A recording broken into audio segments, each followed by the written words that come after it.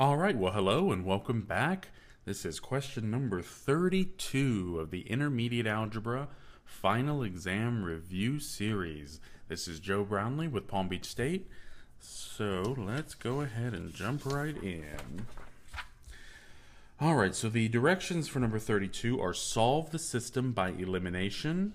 If the system is inconsistent or has dependent equations, say so.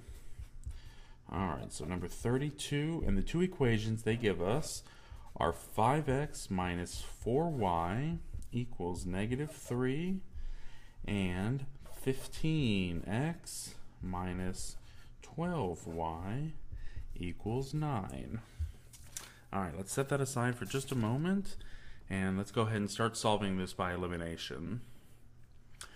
Well, you might recognize that our second equation here, we could divide every term by 3 because each term is divisible by 3.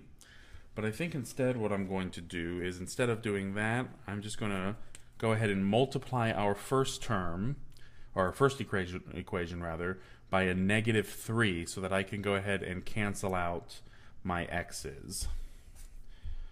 So when I multiply our first equation by negative 3, I get negative 3 times 5x gives me a negative 15x.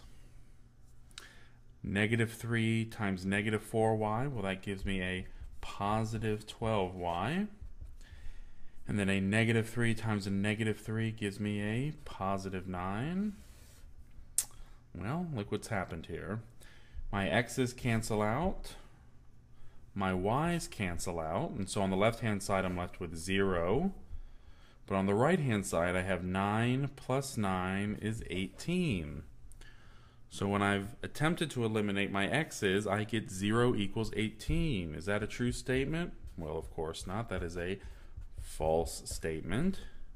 And so I know then that these two lines have no solutions in common. There are no points in common.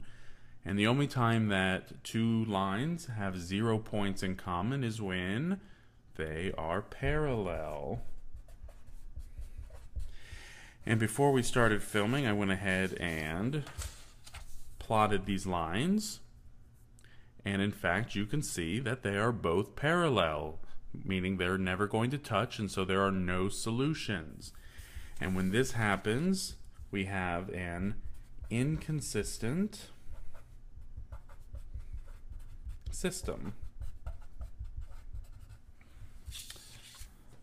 But what are some of the other possibilities? Let's go ahead and review those really quickly. Well, we have 3 different possibilities, and as we just reviewed, this particular example, number 32, is an inconsistent system with parallel lines, and so since the lines don't cross each other, they don't intersect, there are no solutions for this system. But let's say that we did our elimination, and when we got to the end, we got something that said, I don't know, 7 equals 7. So right here. Well, does 7 equal 7? Well, yes, that's a true statement. And so when we get 7 equals 7 or blank equals blank, and it's the same thing on both sides, we know then that that is a consistent system, and it's dependent. It means that both lines are actually the same line. They're sitting one right on top of the other, and so we call that either many solutions or infinitely many solutions or infinite solutions. It means whatever I plug in for x for one line is going to satisfy all my x's for both lines. And same thing with y. No matter what I choose for y, it's going to also make both equations true. And then lastly, when I am solving by elimination, what I will get is either a consistent and independent solution, or system rather. And I know this because I am able to get only one solution. So what will end up happening was I'll be able to solve for one variable, so I'll get, let's say, x equals 3, and then I'll take my x equals 3 and I'll plug it back into one of my original equations to solve for y. And whatever y equals, I then will pair that up with my x, and I'll have my x, and let's say y was 7 when we plugged it in.